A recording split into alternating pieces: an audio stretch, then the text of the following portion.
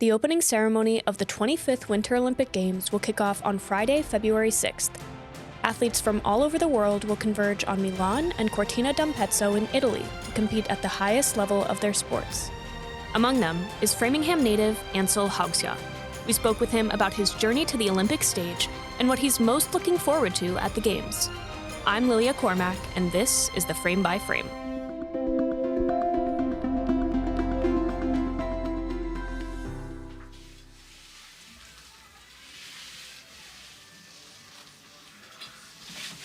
It's the fastest sport in the Winter Olympics. Athletes hit top speeds of 90 miles per hour, while laying feet first on what is essentially a 2-foot-long fiberglass lunch tray on runners. Oh, and there are no brakes. It's not necessarily the most popular winter sport, but it's certainly one of the oldest. I'm talking about luge. References to sled racing date back to 15th century Norwegian chronicles. But the sport as we know it today began to take shape in the late 1800s. The first international luge race was held in February 1883, and around 80 years later, luge made its Olympic debut at the 1964 Winter Games in Innsbruck, Austria. While the sport has evolved over time, one thing has remained constant: the slider's signature feet-first position on the sled.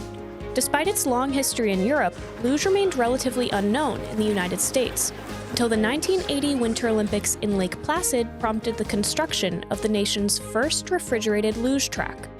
That same moment also led to the founding of USA Luge, which has spent the past 45 years growing the sport's visibility and participation nationwide. Now the organization is sending their largest team ever to Milan Cortina, which includes Framingham's own Ansel Haugsjaa. We spoke with him fresh off his qualification for the Olympics to learn more about his luge journey, which started on a fateful snow day right here in Massachusetts. I got into it totally by accident. It was just a day, a snow day, and my friend called me and he was like, "Hey, they're doing a luge event at Wachusett Mountain."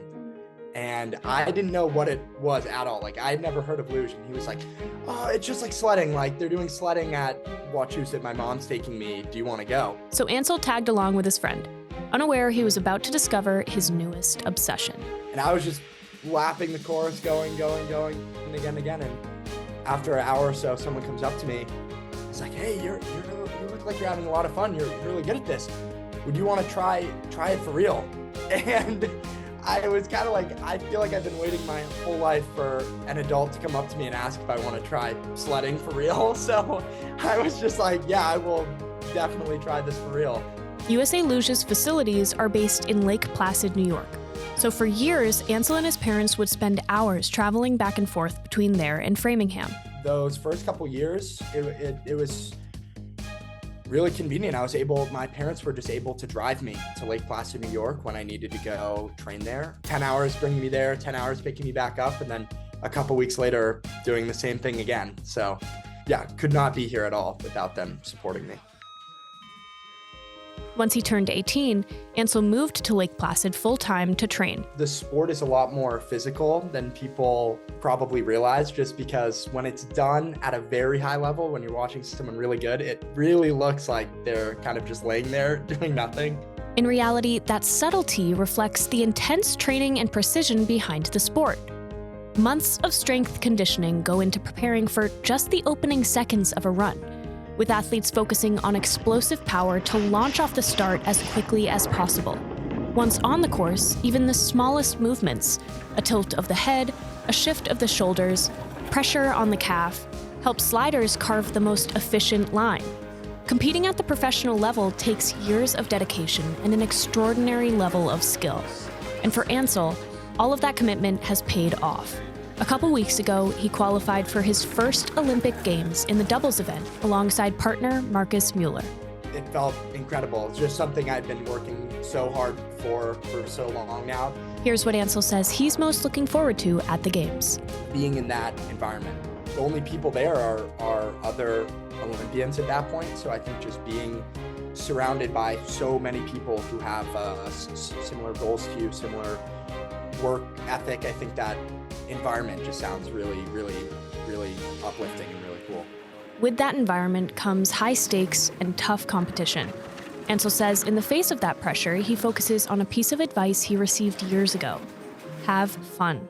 I think that's been something I try to remind myself, especially when the sport isn't fun, because it's not always, is that I'm here doing this because I like it and because it is fun. And that helps a lot, just trying to reconnect with truly just enjoying it.